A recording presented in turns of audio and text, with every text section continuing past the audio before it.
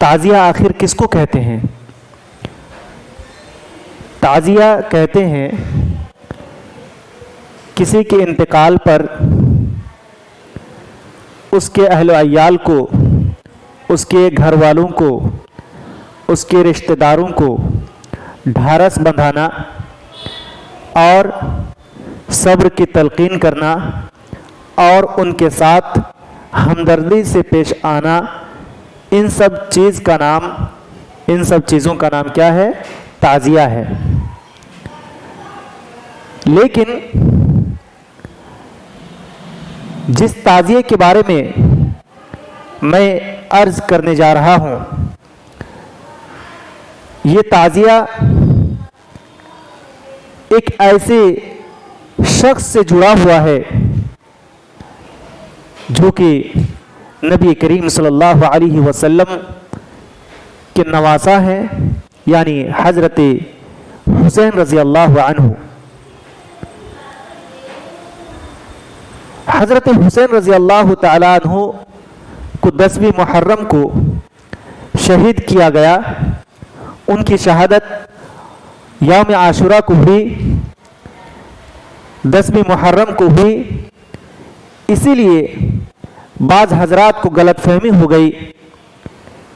کہ محرم الحرام کی فضیلت اور محرم الحرام مہینے کی اتنی عظمت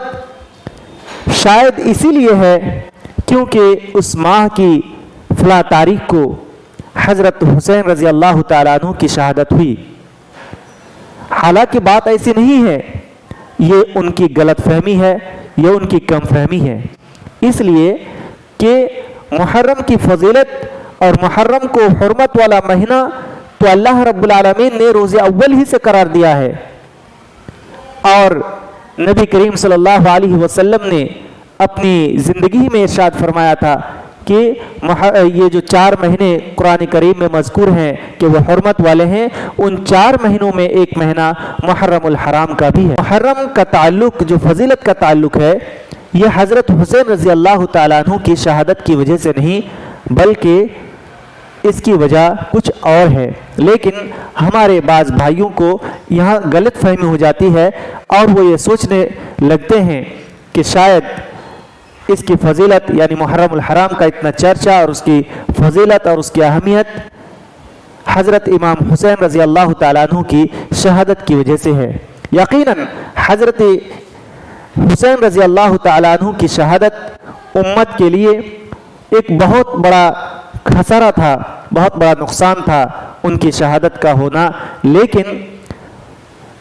کسی بڑے آدمی کی شہادت کی وجہ سے اس دن کو یوم ماتم منانا اور اپنا سینہ پیٹنا اور اپنا گریبان پھاڑنا، کیا یہ صحیح ہے؟ کیا یہ درست ہے؟ کیا اس دن تعزیہ نکالنا اور تعزیہ بنا کر کے حضرت امام حسین رضی اللہ تعالیٰ عنہ کی قبر جیسا کچھ بنا کر اپنے گردنوں پر لیتے پھرنا، سڑکوں پر پھرنا اور ساتھ ساتھ گانے بجانا اور تماشا کرنا، کیا یہ صحیح ہے؟ اسلام ایسا مذہب ہے جو ان سب چیزوں کی قطعی طور پر اجازت نہیں دیتا۔ تعزیہ داری یہ نواز رسول حضرت امام حسین کی شہادت کی وجہ سے کی جاتی ہے، حالانکہ حضرت امام حسین کی شہادت کے بعد بہت بڑے بڑے لوگ موجود تھے، لیکن ان لوگوں نے کبھی ایسا نہیں کیا، بلکہ اس کی جو شروعات ہوئی وہ معز الدولہ کی جب حکومت آئی تو انہوں نے سن 352 ہجری کو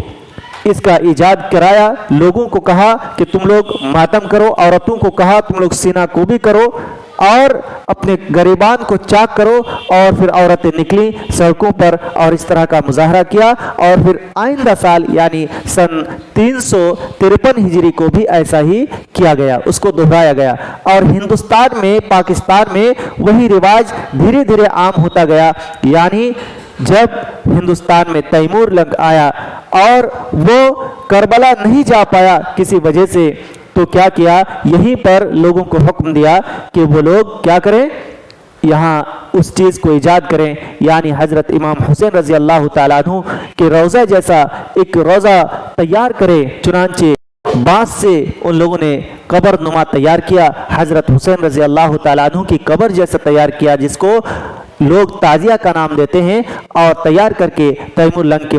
महल में वहाँ रख दिया। ये सन 801 हिजरी की बात है, जब हिंदुस्तान में उससे पहले से चर्चा था और तैमुरलंग ने उसको बाकायदा तौर पर हिंदुस्तान में ईजाद करा दिया। माज़ुद्दौला और उसके बाद तैमुरलंग, इन लोगों का बड़ा हाथ है, बड़ा अमल दखल है इस सिलसिले में, और लोग फिर इस बिदात में, इन खुराफात में पड़ गए और फिर आम होता गया। और ये बात आपको मालूम है कि जब कोई चीज़, कोई गलत चीज़ जब एक बार आम हो जाती है तो वो कम होने के बजाय वो बढ़ती ही जाती है। लिहाजा लोगों की तादाद देखकर हम ये ना कहें या ये ना तस्वुर करें कि शायद वही सही है, इसीलिए लोगों की इतनी ज़्यादा भीड़ इकट्ठी हो जाती है। ये बात गलत है, ऐसा नहीं है। हज़रत अबू मालिक अल-अशअरी रज़ी अल्लाह ताला अन्हु हदीस के रावी हैं, वो बयान फरमाते हैं कि नबी करीम सल्लल्लाहु अलैहि वसल्लम ने इरशाद फरमाया, अरबाउन फी उम्मती मिन अम्रिल जाहिलिया ला यत्रुकूनहुन्ना, कि 4 चीज़ें ऐसी हैं मेरी उम्मत में कि जो जाहिलियत के उमूर में से हैं, जाहिलियत के ज़माने जाहिलियत के उमूर और मामलात में से हैं, इनको ये लोग नहीं छोड़ेंगे। क्या क्या है? एक चीज़ तो ये है कि अल-फ़ख्र फ़िल अहसाब, यानी फ़ख्र मुबाहात करना और फ़ख्र गुरूर करना, तकब्बुर करना हस्ब नसब में, व तान फ़िल अंसाब, और दूसरी चीज़ ये है कि नसब में तानु तशनी करना, और तीसरी चीज़ है वल इस्तिस्का बिन नुजूम, और सितारों के ज़रिए से बारिश तलब करना। उसी तरीके से चौथी चीज़ जो इस मजमून से, इस मौजू से मुताल्लिक है, वन नियाहा, और नोहा करना। ये भी अम्र जाहिलियत में से है जिसको लोग नहीं छोड़ेंगे और वो नोहा करेंगे। लेकिन नोहा का अंजाम क्या है? नबी करीम सल्लल्लाहु अलैहि वसल्लम ने फरमाया, वन्नाइहा इज़ा लम ततूब क़ब्ल मौतिहा, कि जब नोहा करने वाली औरत अपनी मौत से पहले तौबा नहीं की और इसी हालत में उसका इंतकाल हो गया तो क्या होगा? तुक़ामु यौमल क़ियामा व अलैहा सिरबालुम मिन क़तरानिन व दिरउम मिन जरबिन, कि वो क़यामत के दिन उठाई जाएगी इस हाल में कि उसके ऊपर तारकोल मला हुआ लिबास होगा, और उसी तरीके से उसके ऊपर जो कमीज होगी ये खारिश ज़दा होगी, खारिश की कमीज होगी। तो ये कितना बड़ा अजाब है उस औरत के लिए जो नोहा करती है और हज़रत इमाम हुसैन रज़ी अल्लाह ताला अन्हु के मातम में, उनके शहादत के मातम में अपने गरीबान को चाक करती हैं और अपने रुखसारों को मारती हैं, कपड़े फाड़ती हैं और नोहा करती हैं, हाय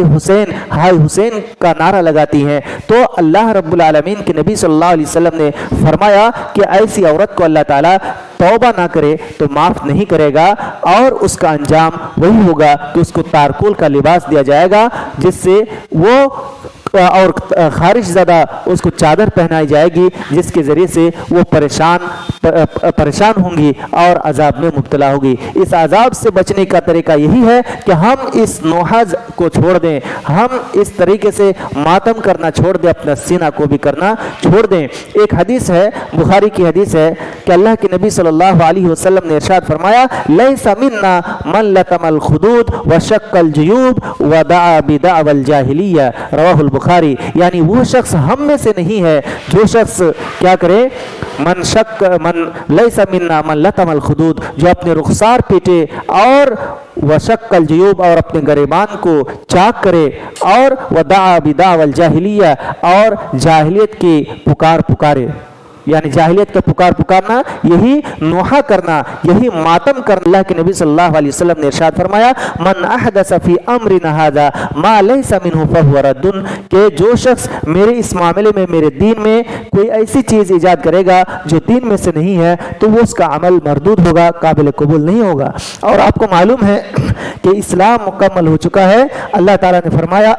अल-यौमा अकमलतु लकुम दीनकुम व अतममतु अलैकुम निअमती व रज़ीतु लकुमुल इस्लाम दीना, کہ آج کے دن میں نے دین کو مکمل کر دیا ہے، اس میں کمی اور بیشی کی کوئی اجازت ہی نہیں ہے۔ الیوم اکملت لکم دینکم واتممت علیکم نعمتی، اور اپنی نعمت کو میں نے پورا کر دیا ہے، ورضیت لکم الاسلام دینا، اور اسلام کو بطور دین مان کر میں راضی ہو گیا۔ اور ایک دوسری جگہ اللہ تعالیٰ نے فرمایا ان الدین عند اللہ الاسلام، کہ اللہ کے نزدیک اگر دین ہے تو وہ اسلام ہے۔ اور آپ کو معلوم ہے اسلام وہی ہے جو اللہ تعالیٰ کہے، اسلام وہی ہے جو نبی کریم صلی اللہ علیہ وسلم کے فرمان میں موجود ہو۔ اگر نبی کے فرمان میں موجود نہیں، اللہ رب العالمین کی قرآن کی آیتوں میں موجود نہیں، تو پھر جان لیجئے کہ وہ ہماری